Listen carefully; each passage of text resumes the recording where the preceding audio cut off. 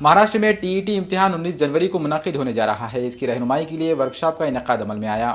Primary اسکولوں میں درس و تدریس کے لیے ٹی ای ٹی کو لازمی قرار دیا گیا ہے۔ اس بار ٹی ای ٹی امتحان 19 جنوری 2020 کو منعقد ہوگا۔ اس اہلیتی امتحان کی تیاری اور رہنمائی کے لیے مختلف شہروں میں ٹی ای ٹی ایکسپرٹس اور کیریئر کونسلر سید علی انجم رضوی ورکشاپس منعقد کر رہے ہیں۔ ناندیڑ میں بھی اس ورکشاپ کا اہتمام کیا گیا۔ انور گارڈن دیگلو ناکے میں منعقدہ اس ورکشاپ میں بڑی تعداد میں طلبہ پہنچے۔ ورکشاپ میں جلگاؤں سے آئے ٹی ای ٹی ایکسپرٹ اور کیریئر کونسلر سید علی انجم رضوی نے تفصیلی رہنمائی کی۔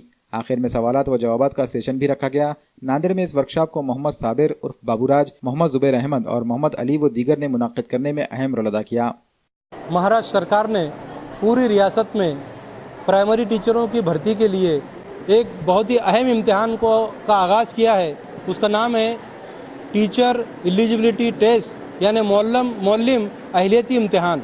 چونکہ اس امتحان کی سطح دشواری یعنی ڈیفیکلٹی لیول بہت زیادہ ہے، اس وجہ سے ہمارے طلباء و طالبات کا نتیجہ بہت کم ہوتا ہے، بلکہ اکثر و بسا اوقات دیکھا گیا ہے کہ 1% سے بھی کم ہمارا نتیجہ آتا ہے۔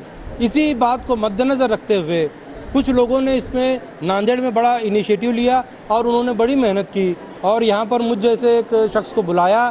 میں گزشتہ 20 برسوں سے اس فیلڈ میں کام کر رہا ہوں اور خاص طور سے جب مہاراشٹر سرکار نے 2008 میں اس ایگزام کو سی ای ٹی کے نام سے متعارف کرایا تھا، تب سے میں اس کے ورکشاپ لے رہا ہوں اور اس سے لے کر آج تک کے میرے کئی ورکشاپ ہوئے ہیں۔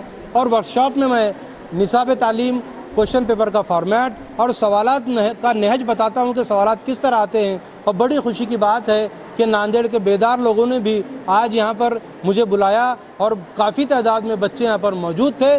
میں منتظمین کا بھی شکر گزار ہوں اور ان تمام امیدواروں کا شکر گزار ہوں کہ جو آج اس ورکشاپ میں حاضر تھے، اور اللہ سے دعا کرتا ہوں کہ اللہ انہیں کامیابیوں سے سرفراز فرمائے۔ یہاں پر جو ورکشاپ لیا گیا، اس میں ہم نے انجم رضوی صاحب کو جو بلائے ہیں، الحمدللہ یہاں کے طلبہ کو کافی جو ہے فائدہ ہوا اور بہت سارے طلبہ بہت خوش ہوئے اور جو ہے خاص طور خصوصاً منتظمین کے لیے دعائیں خیر کرتے گئے۔